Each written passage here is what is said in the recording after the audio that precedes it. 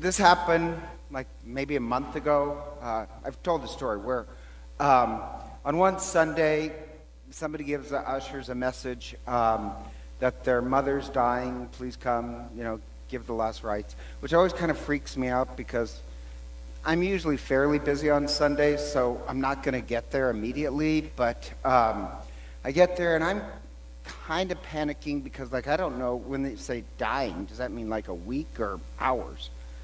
And immediately I was kind of impressed because the woman, the daughter, she was actually really calm about it, which immediately calmed me down. So I recognized then two of the kids, the grandkids, were St. Ignatius kids. So I'm giving the grandmother last rites. She's unconscious. And just because, I seriously doubt little kids know what the rite of last rites is. So I was kind of explaining everything. And then after, I blessed her, you have this litany of the saints. So I just wanted to explain the litany of the saints. And I said, well, we believe, when people are close to dying, that the dead are still connected to us. And the little kid says, oh, yeah, we know that. Well, I don't want to challenge you, but what do you mean you know that? So I said to the mother, I said, well, what do you mean by that? And she said, the kid, his name is Calvin. A couple years ago when he was, a couple years ago she said, Calvin kept saying, Uncle Donnie says that Uncle Steve is sick. And of course, like a good mother, she ignored him. And he continues to say, Uncle Donnie says Uncle Steve is sick. So finally she says to him, you don't know Uncle Donnie. Uncle Donnie died before you were born. And she said, Uncle Donnie's my uncle. And he says, oh, I know Uncle Donnie. Uncle Donnie's car's parked in Grandma's garage. And Grandma, who's dying, she's actually from Anaconda, Montana. And that kind of worried the mother because, yes, Uncle Donnie's car was given to his sister, and it's in Anaconda, Montana.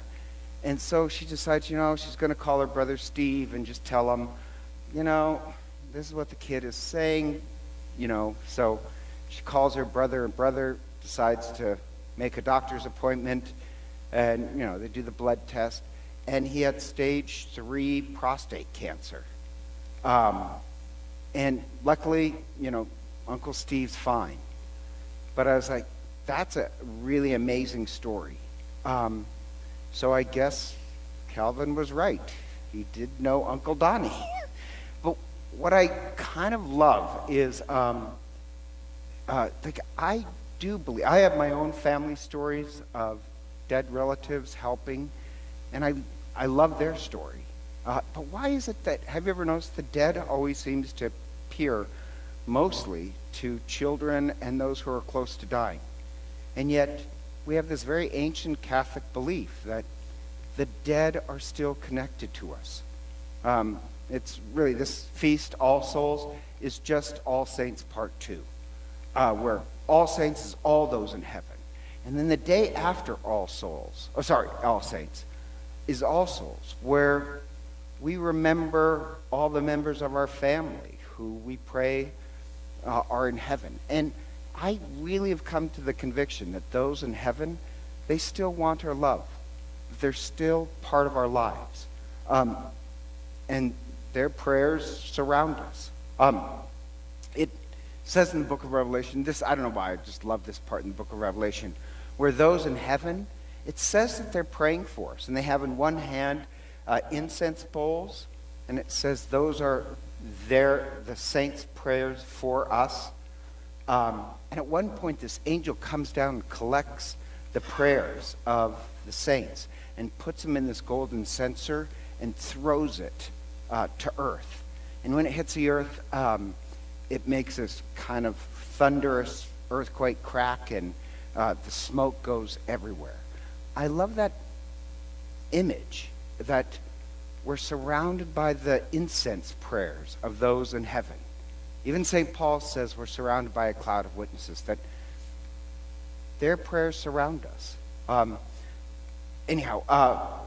know some Protestants will say, well, you Catholics, if you pray to the saints, that takes glory away from God. And I'm like, how does that take glory away from God? How does that take glory away from Christ? Paul says, pray for one another. We're supposed to pray for one another. The saints in heaven are praying for us already.